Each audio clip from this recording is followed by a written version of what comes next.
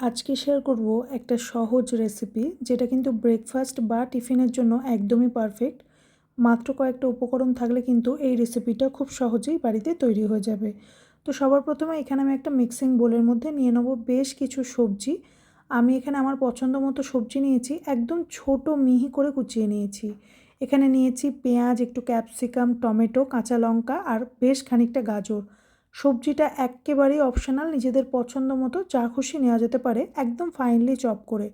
দিয়ে দেবো স্বাদ মতো লবণ, একটু রেড চিলি ফ্লেক্স, চাইলে রেড চিলি ফ্লেক্সটাকে স্কিপ করা যেতে পারে। আর দিয়ে দেবো একটু অরিগানো আর 2 টেবিল চামচ মতো বেসন। তারপর এর মধ্যে অ্যাড করে দেবো একটা ডিম। আমি এখানে একটা ডিম দিয়েছি, চাইলে আরও একটা ডিম দেওয়া যেতে পারে বা প্রয়োজন অনুসারে ডিমগুলোকে অ্যাড করা যেতে পারে। খুব ভালো করে সমস্ত কিছু মিশিয়ে নিয়েছি। এবারে এই রেসিপিটা একটু টেস্টি করার জন্য আমি এখানে একটা প্রসেস চিজকে গ্রেট করে অ্যাড করে দেবো।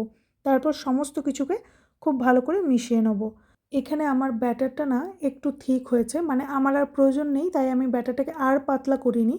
কেউ চাইলে আরেকটা ডিম কিংবা দুধ অ্যাড করে ব্যাটারটাকে পাতলা করা যেতে পারে, তবে কোনোভাবেই কিন্তু এই ব্যাটারে জল অ্যাড করা যাবে না। এবার একটা অ্যাপ্পে প্যান খুব ভালো করে গরম করে নিয়ে আমি খুব সামান্য বাটার ব্রাশ করে নিয়েছিলাম। তারপর চামচের সাহায্যে ব্যাটার দিয়ে এটাকে না একদম স্লো ফ্লেমে রান্না হতে রেখে দেবো। এবারে বলে রাখি, কারোর কাছে যদি এই অ্যাপ্পে প্যান না থাকে তাহলে ফ্রাই প্যানে খুব সামান্য বাটার ব্রাশ করে 1 চামচ করে পাতলা ব্যাটার দিয়ে দিতে হবে। একদম স্লো ফ্লেমে এপিটোপিট সেঁকে নিতে হবে। সেক্ষেত্রে শুধুমাত্র শেপটা চেঞ্জ হবে, টেস্টের কোনো হেরফের হবে না। এবারে এক পিঠ সেঁকা হয়ে গেলে খুব সামান্য বাটার আমি উপর থেকে আরও একটু দিয়ে দিচ্ছি।